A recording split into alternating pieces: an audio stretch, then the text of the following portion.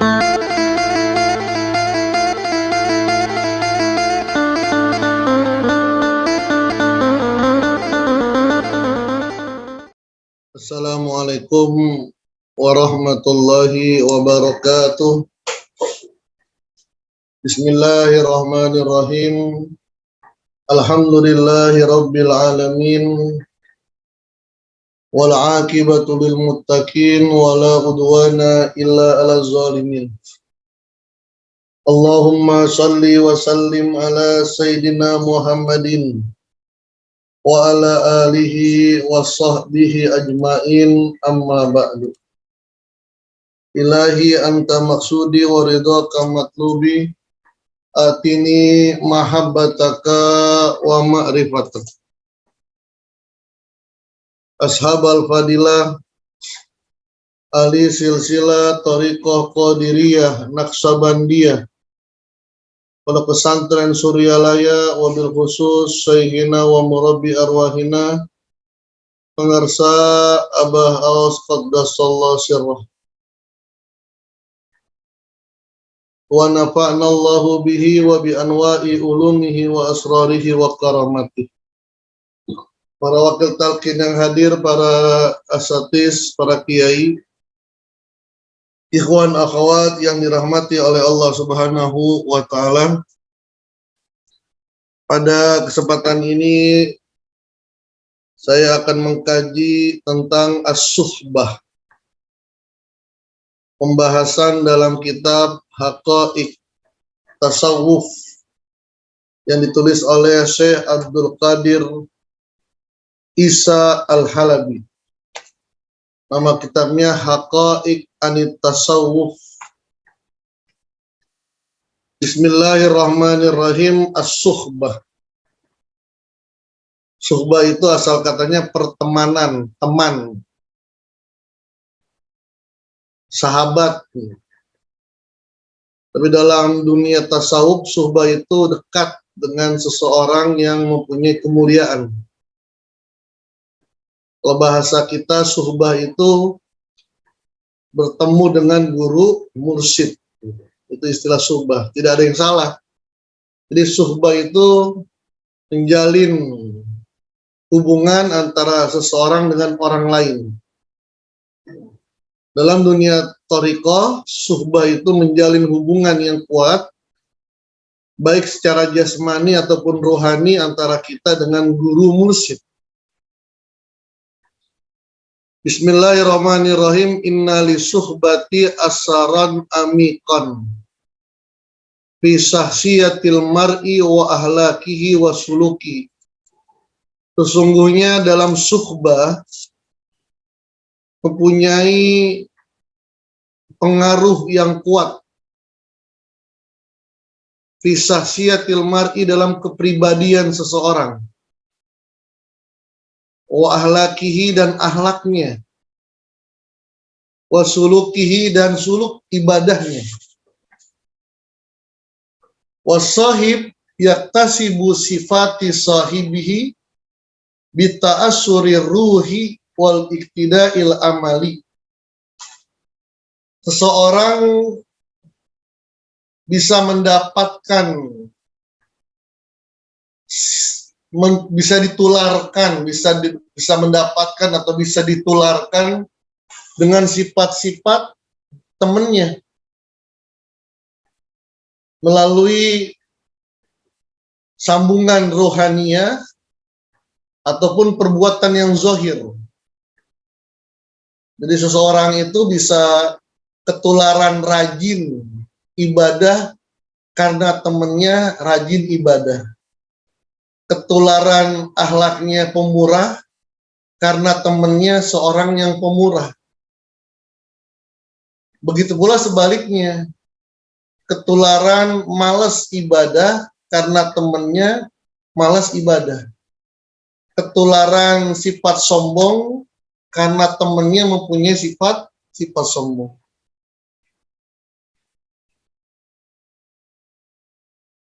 Fa ini tarahum min ahlil fasad wasyar wal fusuk in hadarat ahlakuhu Maka jika seseorang memilih teman, memilih guru dari orang-orang yang ahli fasad, orang yang selalu melakukan keburukan, kejelekan, kefasikan, maka tanpa dia rasakan akhlaknya dia akan hancur. Yang nakal teman saya, gitu. Tapi kalau semakin dekat dengannya, akhlak kita akan ketularan dengan akhlaknya.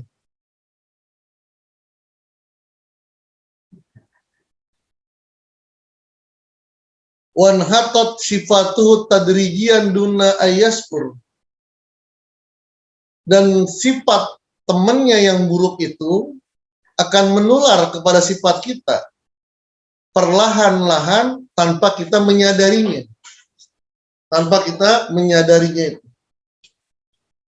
Sebaliknya, amma izah taro suhbata ahlil iman wa taqwa wal istiqomah wal ma'rifati billahi ta'ala falayalbas ayyartafiya ila awji alahum wa yaktasib minhumul khuluqul qawim wal iman ar-rasikh wa sifatil aliyah wal ma'arif ilahiyah wa yatakharraru min uyubi nafsihi wa ru'unati khuluqihi. Sebaliknya seseorang yang mempunyai teman yang ahli iman, takwa, istiqomah, mengenal Allah, maka akan mengangkat dirinya ke tempat yang mulia dan akan menular darinya akhlak yang bagus, iman yang kokoh, sifat yang mulia, bahkan ma'rifah kepada Allah, lebih mengenal Allah Subhanahu wa ta'ala. Al-Imam Ahmad bin Hambal, dia senang duduk bersama dengan Bishr al-Hafi. Bishr al-Hafi seorang yang bukan pelajar. Ilmu fikihnya jauh dibandingkan dengan ilmunya Ahmad bin Hambal. Ilmu hadisnya jauh dibandingkan dengan ilmunya Ahmad bin Hambal. Tapi Bishr al-Hafi mendapatkan kemuliaan tinggi makrifahnya kepada Allah. Sangat mengenal Allah. Dan itu diakuin oleh Imam Ahmad. Ilmu fikih aku lebih besar, lebih banyak. Ilmu hadis aku lebih tinggi. Tapi kalau ma'rifah, dia dia jauh lebih mengetahui daripada aku. Maka Imam Ahmad senang duduk dengannya dan minta kepadanya agar utarakan apa yang kamu tahu tentang Tuhan kita.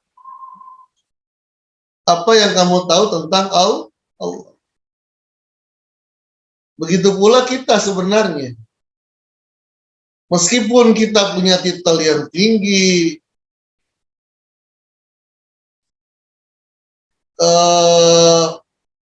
pendidikan kita pendidikan yang tinggi, tapi jangan malu untuk duduk bersama dengan orang yang sangat mengenal Abah Aos, yang sangat mengenal tentang mursyid. Duduk dengan mereka biar orang itu menceritakan siapa itu Abah Aos. Dengarkan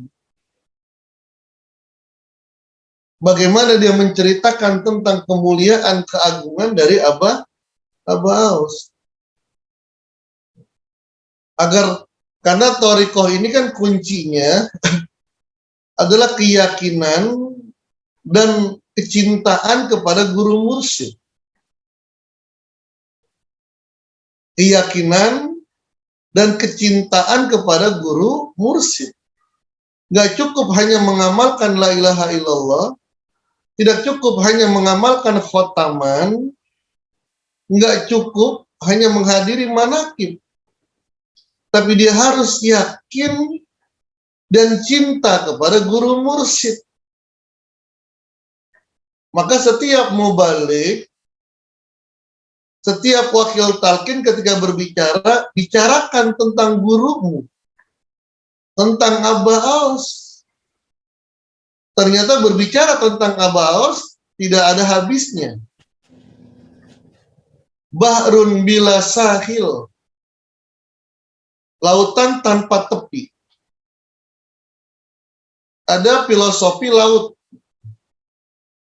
Abah menulis buku Lautan Tanpa Tepi. Di tengah-tengahnya foto Abah Anom.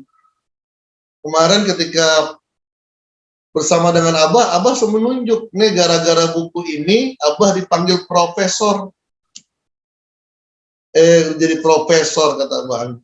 Nggak lama ada orang undang menuliskan profesor. Abah mengatakan lautan tanpa tepi siapa? Ya ini, fotonya di dalamnya itu ada foto Abah Anom. Sekarang ya Abah Aos. Apa filosofinya? Filosofi laut adalah, laut itu luas, airnya banyak. Maka kata Nabi, at-tahuru ma'uhu wal hillu maitatuhu.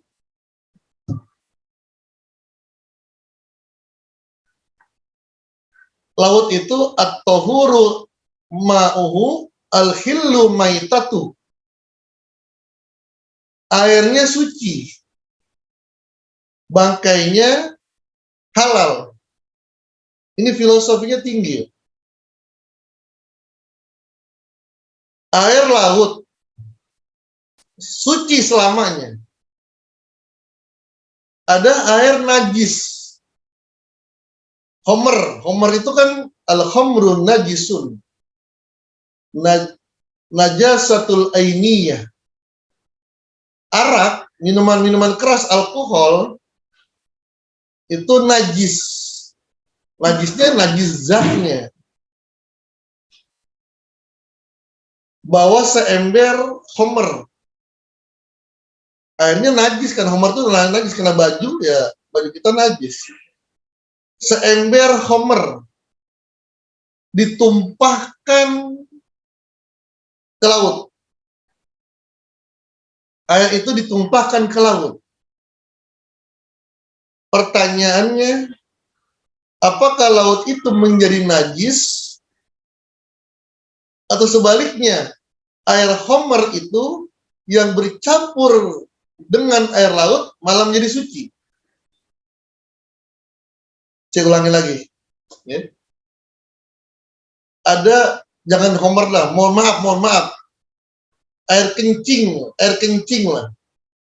Mau kencing manusia kah, mau kencing hewan, najis. Najis mutawasito. Kita tuangkan ke air laut, kita tuangkan ke laut, apakah air laut itu menjadi najis? Atau sebaliknya, air kencing yang seember itu bercampur dengan air laut menjadi suci? Jawabannya adalah yang kedua. Air laut tidak akan menjadi najis. Walaupun jangankan satu ember ya, satu tong itu ditumpahkan ke laut, laut dia akan menjadi najis. Tetap menjadi suci airnya. Bahkan sebaliknya, air yang najis itu karena bercampur dengan banyaknya air laut malah menjadi suci. Apa artinya? Seseorang yang dianggap jelek lah ya, dianggap buruk, fasik dia, masuk ke guru mursyid yang menjadi lautan tanpa tepi. dekat dengan guru mursyid yang merupakan lautan tanpa tepi, apakah mursyid itu menjadi buruk karena ada orang yang jelek perangainya dekat dengan guru mursyid? Atau sebaliknya, orang yang buruk itu malah menjadi baik? Nah, jawabannya sama yang kedua. Abah tidak akan pernah buruk meskipun yang duduk di sampingnya orang yang buruk. Meskipun saya yang jelek akhlaknya dekat dengan Abah, maka Abah tidak akan terkontaminasi keburukannya. Tapi sebaliknya, kita yang buruk ini dekat dengan guru mursyid akan bisa dibersihkan. Itu pertama. Wal hillu maitatuhu. Bangkainya, bangkai yang ada di laut itu semuanya halal. Mau anjing laut boleh dimakan, ikan hiu boleh dimakan, semua binatang di laut semuanya boleh dimakan. Ya nggak boleh kapal selam aja nggak boleh dimakan.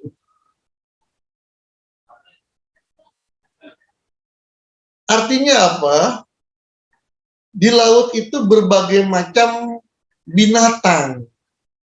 Ikannya bermacam-macam ikan. Ada ikan yang kecil, warnanya bagus. Ikan kecil warnanya bagus. Ada ikan yang besar, pijahat. Ikan hiu misalnya. Kanibal, memakan ikan-ikan yang lain. Ada ikan yang besar tapi bagus, ikan paus. Ikan lumba-lumba nolongin orang. Jadi jangan kita mengeneralisir, jangan kita menghukumkan secara mutlak. Ketika kita melihat ikan yang bagus, maka kita mengatakan semua yang ada di laut itu bagus semua. Hati-hati, ada juga yang jahat. Ada juga yang jahat. Begitu pula sebaliknya. Jangan karena ketemu dengan ikan yang jahat, lalu mengatakan semua ikan di laut jahat. Jangan. Ada yang baik, ada yang jahat. Tapi kelebihannya, binatang yang baik, binatang yang jahat, itu halal dimakan. Semuanya halal dimakan. Bangkainya halal dimakan. Gitu ya. Apa artinya? Di sekeliling guru mursyid itu orang bermacam-macam. Tidak satu karakter. Di sekeliling Rasulullah nggak satu karakter sahabat. Sahabat Nabi itu macam-macam dia. Ada yang rajin ibadah, ada yang rajin perang, ada yang rajin baca Quran, ada yang rajin puasa. Yang jahat pun ada. Begitu pula orang yang sekeliling Abah pun bermacam-macam. Jangan tertipu. Pokoknya siapapun yang dekat dengan Abah adalah orang baik. Hati-hati. Nanti dikhawatirkan malah karena terkecohnya kita tertipu.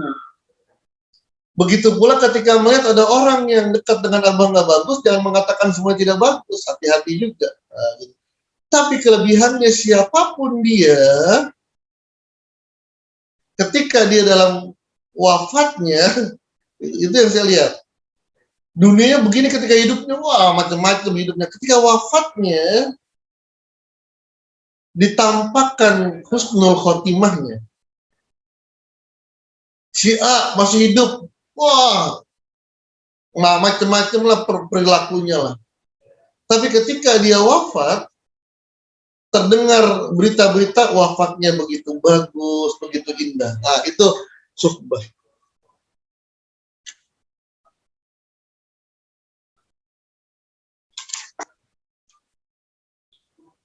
Wa bima anna risalata Sayyidina Muhammad alaihi salam amma khalidah ila qiyamis sa'ah. Bahwasanya risalah ajaran Sayyidina Muhammad sallallahu alaihi wasallam amatun khalidatun, bersifat umum dan khalidah, kekal sampai kepada hari kiamat.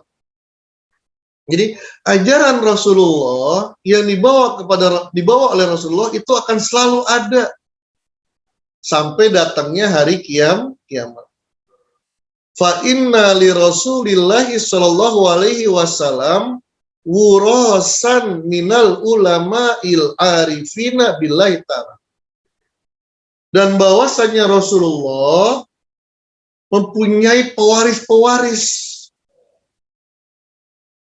minal ulama, daripada di kalangan ulama al-arifina billah, yang ma'rifah kepada Allah.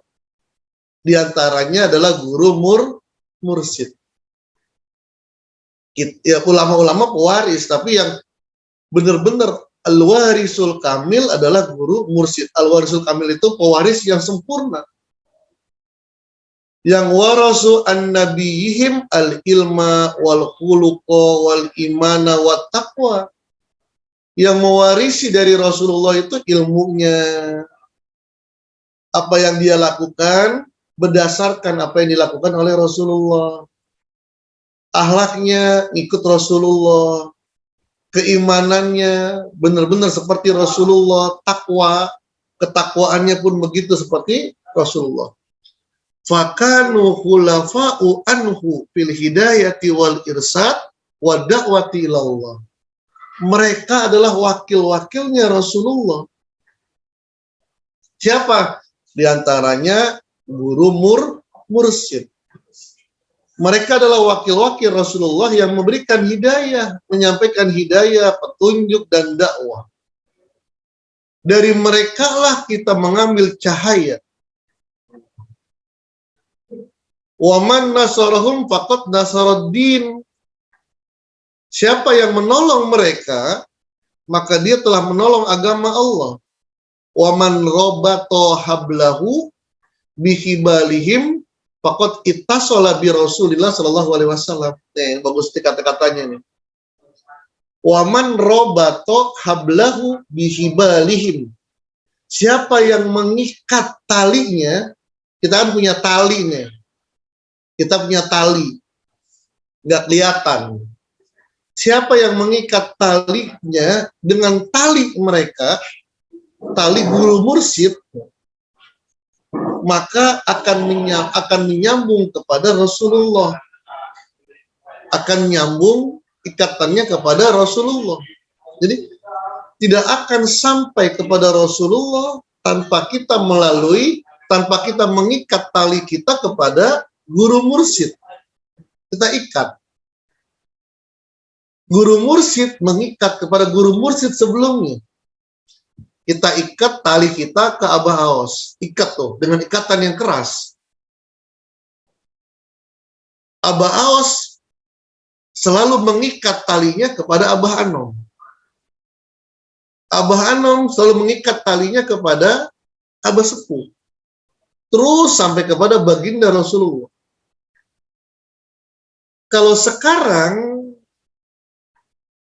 tidak bisa mengikat langsung ke Abah Anom. Untuk sekarang nih. Kenapa? Karena Abah Anom sudah berbeda alam. Harus melalui perantara orang yang bisa menyambungkan kepada Abah Anom. Siapa? Ya orang yang bisa mampu, terserah siapa aja. Mau si A, mau si B, mau si C. Yang penting dia tuh selalu nyambung ke Abah Anom. Cuman kalau saya pribadi, dan mungkin para ikhwan-ikhwan, ngapain nyambung kemana-mana, udah cukup nyambung ke Abah Aos. Karena dengan nyambung ke Abah Aos, pasti kita yakinin akan bersambung kepada Abah Anom. Abah Anom nyambung ke Abah Sepuh nyambung ke Setolha, terus sampai kepada baginda Rasulullah Shallallahu Alaihi Wasallam, gitu ya. Jadi gitu. Siapa yang menyambungkan? Oman alfa bi ahdi. Siapa yang menyambungkan? Maka Abah pernah menggambarkan dengan ikatan itu. Wa manistaqa min hidayatihim wa irsadihim faqastaqa min nabai Rasulillah. Siapa yang mengambil air, meminum, itu digambarkan seperti minuman. Siapa yang meminum hidayah dari mereka, petunjuk mereka, siapa yang mengambil ajaran mereka, siapa yang mengikuti ajaran mereka, maka dia telah mengambil air dari telaganya baginda Rasulullah. Jadi peralonnya dari Rasulullah itu nyambung terus tuh ke Imam Husain, Imam Ali Zainal Abidin, Musa Al-Kazim, sampai Ja'far As-Shadiq, terus sampai kepada Syekh Ma'ruf Al-Karhi, Syekh Sirri As-Sokoti, Ma'ruf Al-Karhi, kemudian Ma'ruf Al-Karhi kepada Syekh Junaid Al-Baghdadi, Sirri Sakoti, sebagainya lah, sampai kepada guru mursyid. Itu nyambung terus tuh peralonnya tuh. Kita mengambilnya melalui guru mursyid yang masih hidup. Telaga apa? Telaga air yang berasal dari baginda Rasulullah Shallallahu Alaihi Wasallam. Ini diantaranya kemuliaan daripada suhbah. Terakhir, wa min nahiyati ukhra, dari segi yang lain, kenapa kita harus bersuhbah? Fakullu insanin la yahlu min amradi qalbiyah. Setiap orang itu tidak akan pernah kosong, terbebas dari penyakit rohani. Kayak penyakit jasmani aja orang nggak akan pernah lepas. Siapapun pasti punya penyakit jasmani. Begitu pula rohani, penyakit hati. Wa illalul khafiyah la yudrakuha binafsihi. Cuman kalau penyakit hati itu penyakitnya sangat tersembunyi, nggak diketahui, dan terkadang tidak diketahui oleh dirinya sendiri. Ria, pamer, nifak, kemunafikan, wal gurur, tipu daya, wal hasad, dengki. Dia nggak tahu dengki. Dia nggak tahu kalau dia punya penyakit dengki. Dia nggak tahu kalau dia punya penyakit munafik. Wal anania, egois, ingin menang sendiri, dan sebagainya. Wal ujub, wal kibar, wal bukhl.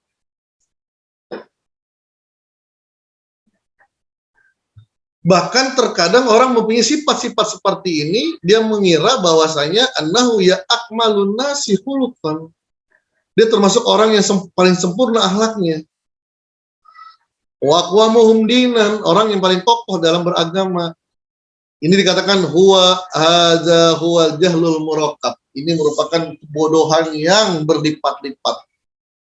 Nah, untuk mengetahui kekurangan kita, penyakit rohani kita, tidak ada cara yang lain kecuali annal mar'a la yura uyuba wajhihi illa bimir'ati sofiyatil mustawiyati. Seseorang tidak akan melihat ada kotoran di mukanya. Abel nggak bakal tahu di mukanya ada kotoran. Bu Susi nggak tahu kalau ada kotoran di jidatnya. Kecuali melalui cermin. Cerminnya juga harus bersih. Cermin yang bersih dan lurus. Kalau bengkok-bengkok juga nggak kelihatan juga. Harus cermin yang lurus, bersih. Kita ngaca, oh iya muka saya ada kotorannya, pipi saya ada kotorannya, bibir saya ada kotorannya. Cermin inilah adalah sosok guru mursyid. Dengan bersuhbah kepada guru mursyid, maka Abah mengatakan ada suhbah kubro, ada suhbah sugro. Subah kubro itu subah yang hatinya selalu selalu bersama dengan guru mursyid, membayangkan, mencerminkan akhlak kita dengan guru mursyid, baru ketahuan, oh iya ya ternyata akhlak saya buruk sekali. Ternyata saya seorang yang pelit. Ternyata saya seorang yang sombong. Kenapa? Ngelihat cermin yang luar biasa, cermin yang bersih dan lurus. Itu guru mursyid. Ini saja yang bisa saya sampaikan. Mudah-mudahan ada manfaatnya. Terima kasih. Assalamualaikum warahmatullahi wabarakatuh.